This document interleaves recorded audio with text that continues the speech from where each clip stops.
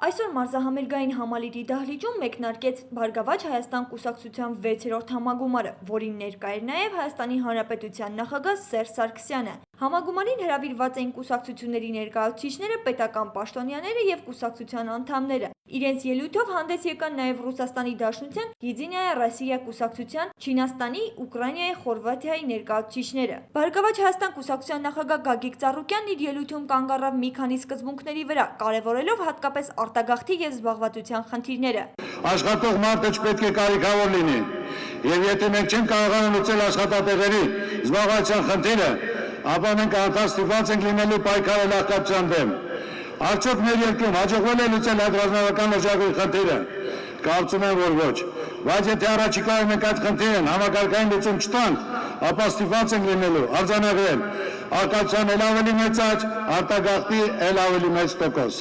ԲՀԿ առաջնորդը նշեց, որ պետությունը պետք է մեծ ուշադրություն դարձնի փոքր եւ միջին բիզնեսին եւ դրա բարելավման համար պետք է գործեն հարկային արտոնություններ։ Հայտնի ճշմարտություն է, որ փոքր բիզնեսն այն միջավայրն է, որի սովոր կանոն խոշոր գործարանները։ Սա է կայացման ճանապարհը։ Փոքր եւ միջին ձեռներության նաեւ երկու նպաստում է միջին խավի կայացման անչափ կարևոր գործընթացը։ Ուստի մեր նախընտրական ծրագրում համրագրելով առաջիկա 5 տարիների անելիքները մենք հատուկ ուշադրություն ենք դարձել փոքր եւ միջին ձեռներության զարգացման եւ դրա պետական հովանավորության մեխանիզմին։ Խոսելով տնտեսության մեջ անհրաժեշտ ներդրումներից ԲՀԿ առաջնորդը նշեց, որ սեփական փորձը հաշվի առնելով տիրապետում է երկրի տնտեսական իրավիճակին, այն էլ ոչ թե տեսականորեն, այլ պրակտիկ փորձով։ Վստահաբար ասում եմ, որ իմ մեթոդներով մենք այլևս որ զարգացում չենք կարող ակնկալել։ Համակարգային մեր բոլոր փողոցների հիմքում պետք է լինի մարդը, նա պետք է լինի երկրի գլխավոր հերոսը։ Մեր երկրի գլխավոր հերոսը պետք է լինի ոչ թե չինովնիկ նպաշտոնյան, այլ այն մարդը, ով բարիք է ստեղծում երկրի համար, մեր ժողովրդի համար։ Մեր հայրենակից Շառլ Ազնավուրի այն հարցադրմանը, թե ինչպես պետք է կանգնեցնել արտագաղթի արատավոր գործընթացը, Գագիկ Ծառուկյանը պատասխանեց, որ դրա հստակ պատասխանը մեկն է։ Պետք է ամեն ինչ անել, որ մեր երկրի սոցիալ-տնտեսական վիճակը փոխվի, երկրի գործարար վիճակը բարելավի, ստեղծեն նոր աշխատատեղեր, ելույթի ամենակարևոր խնդիրը զբաղվածության խնդիրը։ Հայ մարդը եթե աշխատանք ունենա, եթե կարողանա պահել իր ընտանիքը, նա երբեք չի լքի իր հայրենիքը։ Հաջողության է հասնում այն երկիրը, որը կարողանում է խաղաղ մթնոլորտ ձևավորել երկրի ներսում։ Այս տեսակետը հայտնեց Բարգավաճ Հայաստան կուսակցության առաջնորդը։ Եվ ինքս իմ ելույթներում բազմիցս շեշտել եմ, ոչ ես, ոչ Բարգավաճ Հայաստանի որևէ անդամ երբեք հանդես չեն գալու թշնամանքի դիրքերից, որևէ կուսակցության, որևէ գործի հանդեպ։ Մեր գլխավոր խնդիրն է երկրում հաստատել համերաշխության մթնոլորտ, ստեղծել քաղաքից բանավեճերի մշակույթ, լսել միմյանց տեսակետներն ու փաստարկները։ Մեր երկրի ներսում մենք պիտի փնտրենք թշնամիներ։ Ես ուզում եմ հավատալ, որ մայիսի 6-ին ընտրություններից մենք դուրս գանք ավելի համախմբված, քանզի ես վստահ եմ, որ երկիրը ճգնաժամից դուրս բերելու գերխնդիրը համախմբելու է քաղաքական ուժերի մեծ մասին։ Ես կրկին հայտարարում եմ, երկրին այս վիճակից դուրս բերելու համար մեզ անհրաժեշտ է լայն համախմբում։ ԲՀԿ անդամ Վարդան Օսկանյանն էլ իր ելույթում անդրադարձավ արտագաղթին եւ Լեռնային Ղարաբաղի հիմնահարցին, նշեց, որ այս ընտրությունները ճակատագրական են լինելու մեզ համար։ Սա սոսկ խորհրդարանական ընտրություն չի, սա Հայաստանի ապագայի ընտրություն է։ Բարգավաճ Հայաստան կուսակցությունը ուզում է այս խորհրդարանական ընտրությունների արդյունքում հնարավորինս մեծ պատասխանատվություն վերցնի հաջորդ 5 տարիներում այդ ապագայի գերբնական գործում։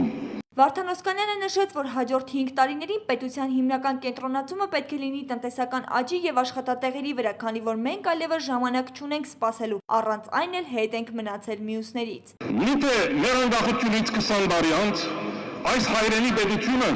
չի կարող իր հայրենալիցների համար ապահովել արժանապատիվ եւ արդար կյանք, իհարկե կարող է։ Միթե մեր անկախությունից 20 տարի անց այս հայրենի պետությունը չի կարող հույս եւ հավատ ներշնչել իր հայրենալիցների համար, իհարկե կարող է։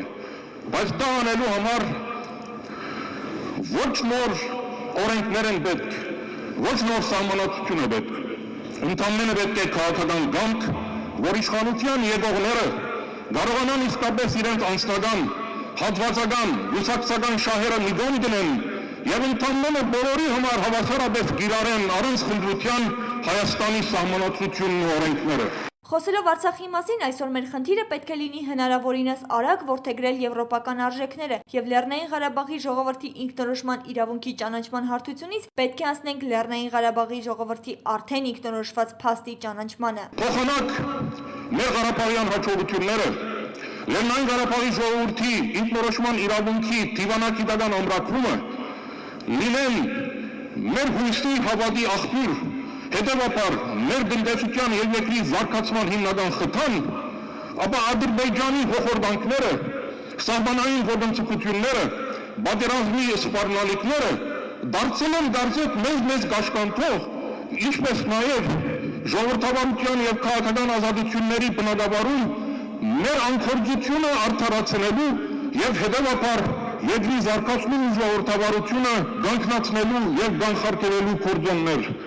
ԲՀԿ անդամներն իրենց ելույթներում նշեցին, որ կուսակցությունն ամեն ինչ անելու է մեր ժողովրդի վստահությունը, հավատն ու հույսը արդարացնելու համար։ Կուսակցության առաջնորդը վստահեցրեց, որ իրենք ժողովրդին հուսախաբ չեն արել եւ չեն անելու, ինչն էլ կարող է հիմք հանդիսանալ մեր բոլորի երազած բարգավաճ Հայաստանն ունենալու համար։ Անի Բաղդասարյան, Արման Գրիգորյան, Սլաք AM։